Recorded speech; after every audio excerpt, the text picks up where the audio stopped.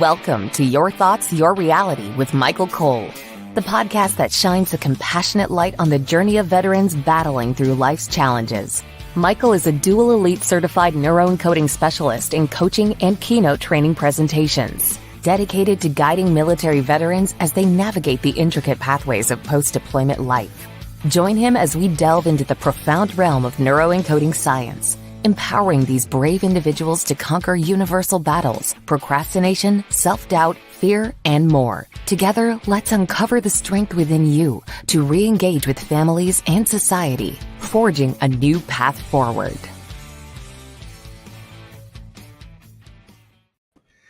Hello, hello, hello. We have a special guest today, dear and near to my heart. We have Brain Coach D, Dominika. I got in my head already. Dominika Staniewicz. Coach D, as everybody affectionately knows her. She is going to join us today, and we're going to be talking about some things near and dear to our hearts for veterans. Coach D is a dual elite neuroencoding specialist. She's a brain health specialist, an author, a speaker, a coach. Let's just go with rock star all around, shall we? That's Coach D. So welcome, Coach D. Glad to have you on. Well, hello. Welcome, dear to my heart, Michael Cole, so-called Coach M. I'm excited to be part of your podcast and be your guest. I'm very honored that you have me. Thank you so much. So a couple of things. Tell me a little bit more, or tell our listeners. I know, we're friends, so I know, quite a bit, but tell our listeners more about you. Do you really want to know? Damn right. Okay. Well, I'm not a veteran, but I've worked a lot with veterans in different environments. And I had the privilege to observe how they were first time out of the military life and transitioning into an organization that had absolutely different structures and roles, and how amazing it was to see how their old patterns would show up in the real world. I myself am a mom of twins. I have been married and then I got divorced. I'm a brain coach, as you know. I have Master of Science in Sociology. I used to work for the president and the government of Poland, where I used to analyze data and forecast labor laws. And my history is quite long and very rich, let's say, with events that I'm not going to embrace here. But let's just say personal trauma, as well as, growth and the life that when you go through a transition is not something foreign to me. So not only as a support system to people around me, but also I have used coaches multiple times and supported myself in a transition from one life to another. Excellent. Thank you for sharing that. So I'd like to talk about first, because I have this pattern with this show of I get all into things and we start talking and we run out of time. So I actually want to start off with your book. Okay. So tell us a little bit about your book. I mean, I've read it multiple times. In fact, if you probably can't see, there's actually little marks there for me reading it. So I think it's a gem. I think it's honestly one of those golden nugget books. So tell us a little bit about the book so people can, and where to get it, of course. Well, where to get it, it's Amazon. So we're going to get that out of the way. It's in Kindle and it's in printed form. And the book showed up because of my life experiences. And most people know, or those who don't know me, I'm a Tony Robbins girl. I go to his events. I also crew those events, serving people who are going through transitions.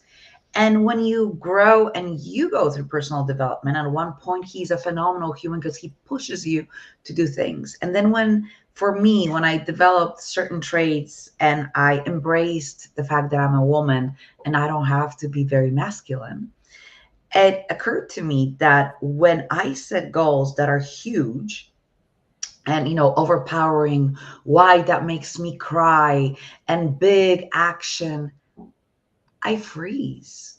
I stop doing anything.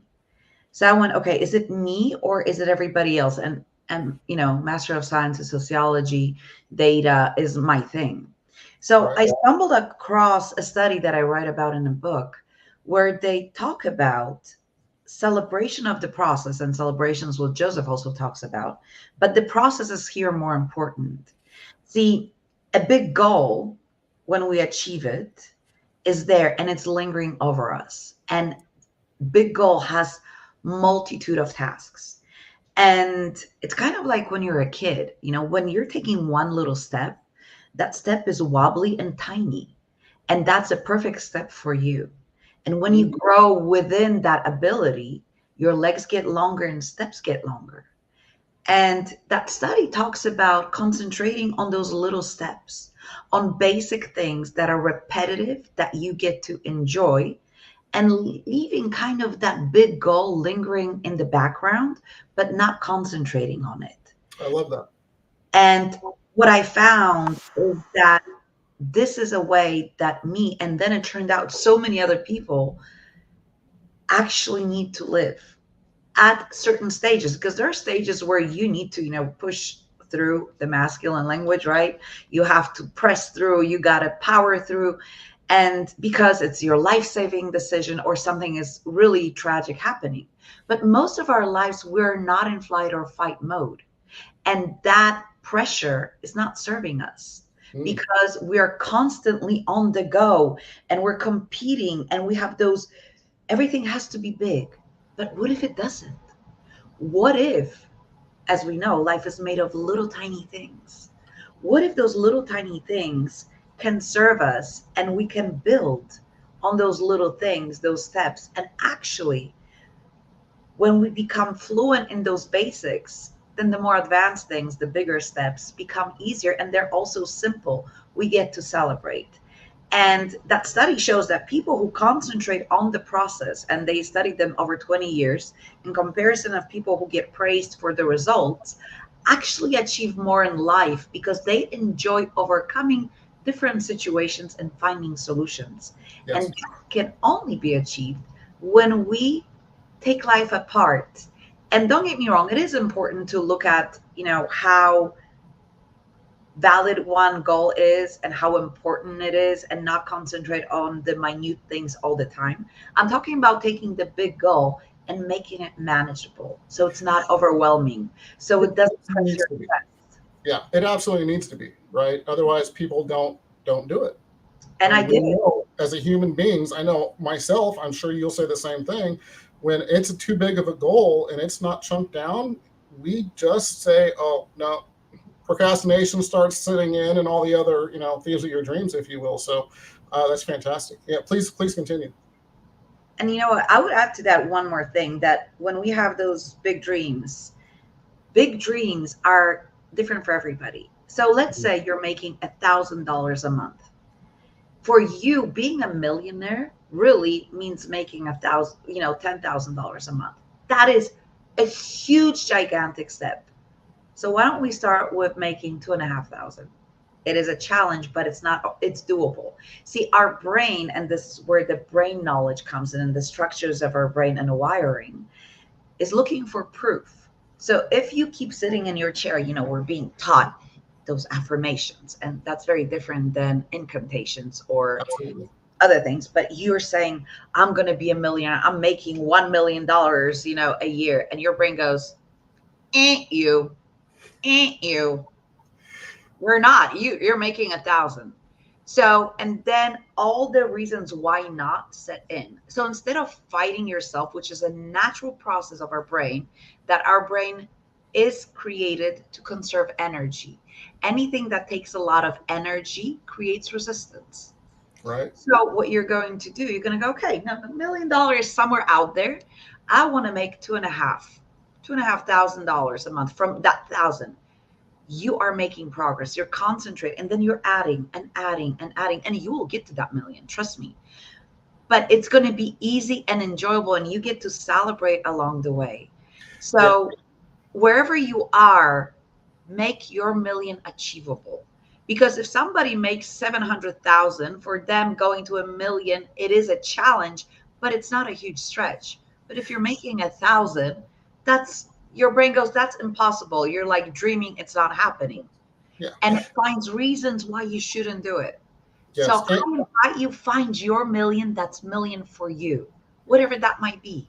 And each, as you go, I agree 100%. I love what you're saying. And as you progress, those dollars in your brain saying, right, those dollars, oh, well, that's achievable. That's not a big deal anymore, right? I remember, for me, and this isn't, to be brag or be bold, but when I was in my 20s, $100, and of course that was a long time ago, but you get the point. $100, even today, $100 to a teenager or whatever is a significant amount of money.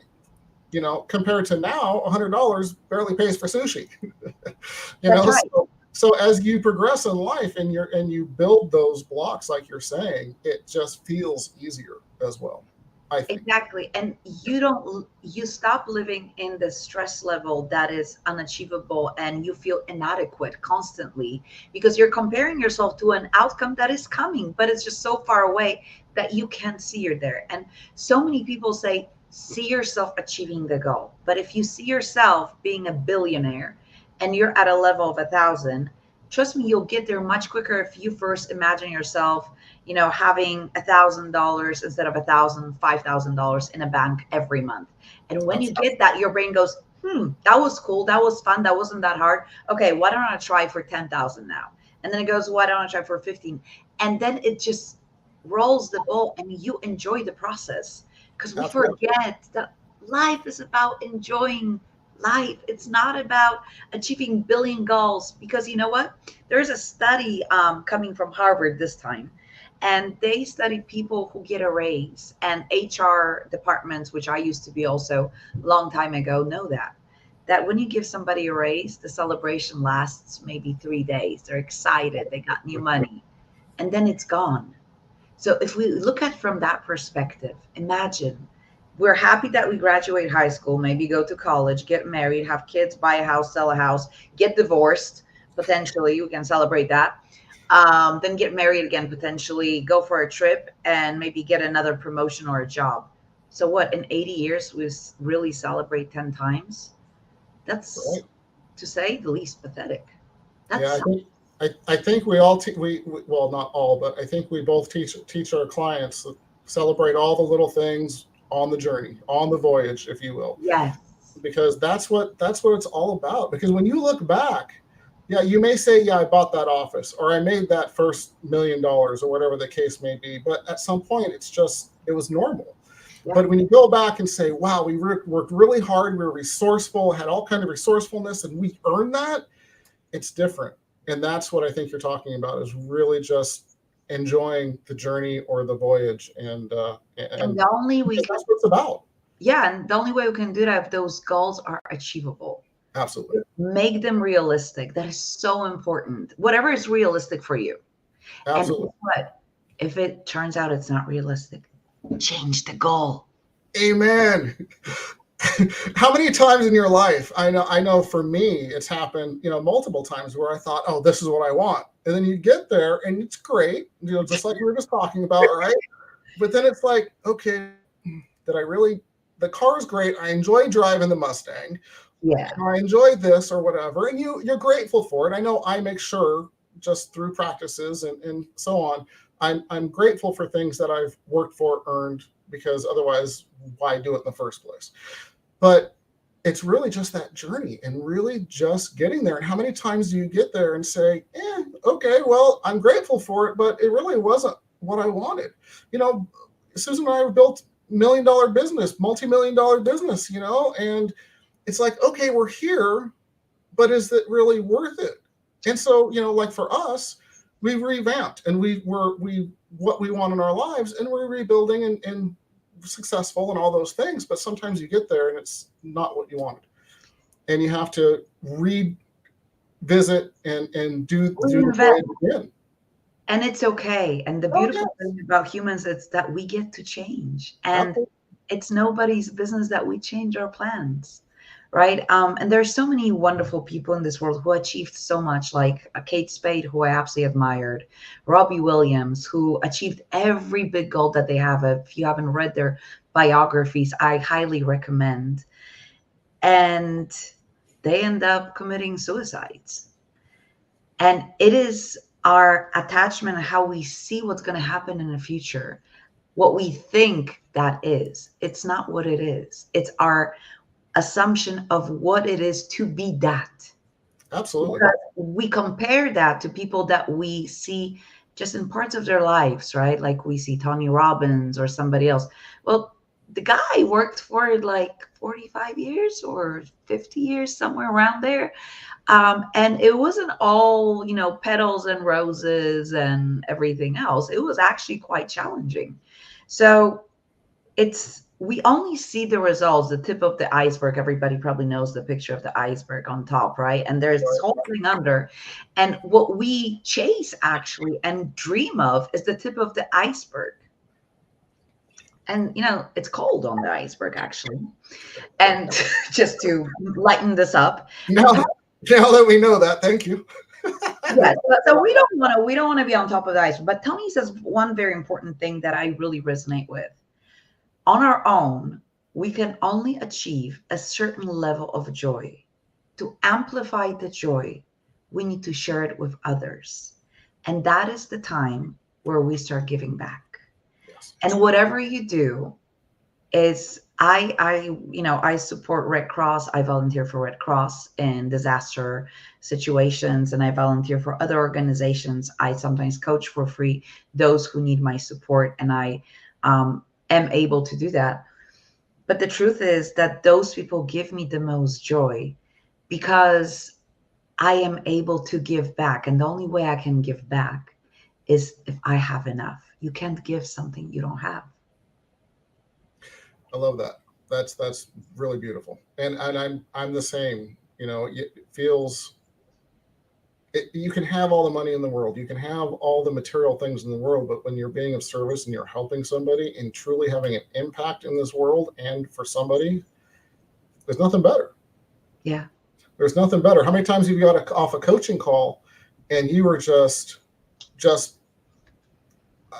all the good feelings, just loving it, just happy as hell. I mean, just because of that, or a keynote speech or any of those things, that you just make that connection and you change somebody's day, hour, life, whatever the case may be. It's amazing. And it is, we were supposed to talk a little bit about stress, and I know we totally got it. We totally lost. What happens though? But these are real. Because I think for veterans, stress is so important. Absolutely. And everybody, just so you know, we always start with a plan, and then we have real conversations here. And that's what this has turned into. And it's been a great conversation. At least I've loved it. I love it. I hope our audience loves it too, and they're learning from it, taking notes, and maybe something resonates. Yeah. Even if one thing resonates, it's worth it. So. Absolutely. And, I hope you guys really enjoy it. And Michael is a phenomenal human, by the way, who is built of servitude and joy, and I've watched him go. I was one of his coaches. So I watched him grow and develop to the human he is right now. And it's a really fantastic journey that I've observed that he put the work in. And I want to say that wherever you are right now, whoever you are, if you're watching this, you get to choose where you're going. Yes, it will take work. Yes, it will take some discomfort, or maybe a lot of discomfort, but you get to choose where you're going. And one thing I've noticed about people who left the military is that they were looking for structure. Mm-hmm. I invite you to create your own structure, because the outside world is full of choices. It is something that you get to choose. And very often after 20, 30, 40 years, it is a very foreign concept to military personnel. A choice. How am I going to do this? Well, what's the SOP for that? Well, there's no SOP. How do you want to do this? And then you are presented with all those people in front of you who've done it in different ways. You get to design what feels right for you. You get to design and create your own comfort. You get to design your reality. And yes, it is uncomfortable at the beginning. And no, there are not many rules that you need to follow. But if you really need them, create your own rules. And how does that look like for you? If you want to be a good person, how does being a good person look like for me? What do I do on a daily basis? And celebrate every time you do that. That's the time to do it. And so It is, the transition is quite challenging. And, Tony tells another story where he has two friends that unfortunately had the horrible experience of seeing their friends blown up. And I'm not saying this to bring anybody down, but there is a moral to the story. And those two friends, when they left the military, one became an alcoholic and a drug addict, and the other one started a foundation and started helping people post-traumatic stress disorder. And Tony had a chat with them, and he goes, dude, what's up? Like, why? And both of them answered the same thing. After what I've seen, what else could I have done? Right. And the moral of the story is that whatever you experience and PTSD, and those traumatic things that you see, there's no way your brain has not changed. We have seen multiple brain scans after those traumatic experiences. It looks different, but your brain can regenerate. Choose the path that will serve you the best. And you always have a choice, even if it's not an easy choice. And all of you are phenomenal human beings. Don't forget that. And I'm not going to say thank you for your service. I'm going to say you're a phenomenal human being who did something that most of us wouldn't have the guts to do it. And Coach, just with that said, thank you for sharing that. It's not, not everybody is in the line of fire and actually sees that. But even, the veterans, and it's an interesting stat, but the veterans that go over and don't go into active combat actually have higher suicide rates than the ones that do. It's an interesting study. I was just reading not that long ago. So it's really, say that again. That comes from structure and belonging. In a military, they have a community. They belong. It's clear. It's predictable. It's safe. The outside world has no community, no clarity, no structure. And if you've been in the military, even not serving in combat, you find out that everything you knew doesn't work anymore, and you need to rebuild yourself. And that is the challenge. It can be a challenge, and it's the definition you give it to as well, because it can also be an excited anticipation. Absolutely. That's the difference, I think, with a lot of the military that I deal with and I talk to and so on. It's the definition that you've given the experience itself. So, you see one person, and it's the same thing in neighborhoods or brothers and sisters or whatever, same exact upbringing, same exact experiences, but one goes and thrives and one doesn't and turns to drugs and alcohol and whatever the case may be. So it's a really great point that you bring up. And I've seen it as well, over and over again.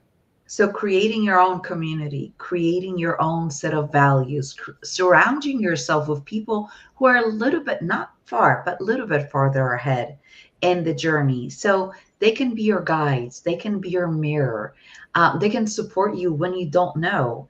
And also the curiosity. I invite everybody to be curious, because when we're curious, I'm curious how they do it. It allows your brain to explore different options.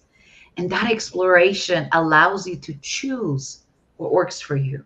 Imagine how amazing it is to safely, because a lot of veterans who do leave, they do have certain amount of money that is, at least for a period of time, granted to them, if not forever, then for a certain period. And you get to reinvent and rediscover yourself without fear of ending up on the street. Now, needless to say, people make bad choices and good choices, but you get to choose. You get to create. And if you don't want to create your own rules. And if you love rules, create your SOP of operation and then adjust it as needed. Yeah, I love it. I love it. And literally, it's all choices. Yeah. Whether you get out of bed that day or you go work out and you go help people or whatever your calling is, it's always going to be your choice. And people, a lot of times, they get so stuck in the minute and the day-to-day grind, they're not really thinking there's that choice, but there always is. So it's a great point you bring up. And also, I'm going to just add, that camaraderie and really making sure you have those connections, because from my experience, I've seen over and over again, that's when our military veterans, and people in general, let's call it what it is, but where they don't have that camaraderie you're talking about.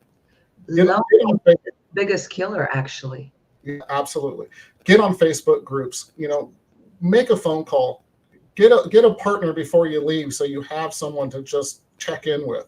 There's so many different resources now. It's not a weakness. It's really, it takes more strength to ask for help and to reach out than it does to just lay in bed and not move forward in life. So reach out, get those connections. Do not isolate yourself. Reach out to everybody. And if you do decide to lay in bed, because you might want to one day, like this is what I want to do today, although you can't tell, and I'm going to do that, put a time limit on it. How long are you going to be unhappy? Allow yourself to be unhappy, because unhappiness is a part of human experience. There's nothing wrong, and I think I want to bring that up. Nothing wrong with being angry, upset, hurt, feeling unneeded, unwanted, unloved, whatever you're feeling. All of these are valid. The question is, how long are you going to stay in those feelings that are preventing you from being happy? So put a timer on it. Say, okay, I'm going to be miserable for 24 hours. I'm going to cry and do whatever I want to do and stay in bed and eat a lot of sweets and ice cream. And I'm going to play with my cat. But after 24 hours, no matter how I feel, I'm going on my rebounder and I'm going to jump and I'm going to put on music that I love and I'm going to force myself to smile. And that's a method I invite everybody to try. Smiling forces release of dopamine and serotonin. Even forced smile for 3 minutes allows your brain to flood you with happy chemicals. Make sure when you sit, you put your arms back and you smile and you have your back straight. Even changing your pose will change your mood. I guarantee it takes 3 minutes. It doesn't require medication. And yes, it might not last for long. Do it again and again. It's simple. After all, you get to choose how you feel. And I mean, do you like to feel crappy? Because I don't. No. See, can't help it. So it's funny you bring that up. I literally just was with a client earlier today and went through this exact thing. And I like, for me, and it's my personal rule, I give myself, I generally have a 15-second or a 15-minute rule. Okay. Okay. So if it's something small, and give it, like you said, give it a structure. You have 15 seconds, whine, cry, even complain out loud. I don't care. Throw a tantrum. Get it out of your system and move on. Because is it going to matter in 15 days, 15 years? And most people are going to say, no, it's not. So if you have a really bad one, go for the 15 minutes. Go cry. Get that ice cream. Start eating it for a minute, but then make sure you work it off later. I'll go with the 15 hours. Okay. I'm not 15 seconds. It seems terrifying. So 15 minutes sounds better for me, and 15 hours. And that's okay too, because whatever you choose, just keep the promise you give to yourself, because that way you build your own trust in you and in integrity. And if you mess up, it's okay. We all do. Everybody. Absolutely. Fantastic. This has been great. And I know we just scratched the surface. God knows. And we're about out of time here. So we'll have you back on. I'd love to have you back on, of course. Of course, it'll be my pleasure. Fantastic. Thank you. So I always throw everybody under the bus at the end here. So we didn't discuss this. No, we didn't. Awesome. 3 tips. I'm curious what you're going to do. 3 tips. We need 3 tips for veterans and or families. Please do not forget the families go through a lot too. They're the silent heroes that no one really thinks about, and they go through all of the similar things when their counterparts are going through. It's loneliness, it's separation, it's not knowing how to rebond or reconnect, and kids. And we have Venu Keller on here tomorrow, which is fantastic. We're going to be discussing a lot of that stuff. So so 3 tips for any of those people. Okay. What are your top 3 tips? Go. Number 1, create your own happy place. Create your own structure, your own rules, and your own place that makes you feel happy. Number 2, Make sure that you acknowledge and feel everything you feel, and everything is valid. None of your feelings are not important. All of them are. 3, put a time limit on feeling bad. And I think those 3 things, if you just start practicing and get better and better with time. Oh, I got to do number 4. Celebrate. Celebrate the tiniest achievements in the process. Yeah. Celebrate.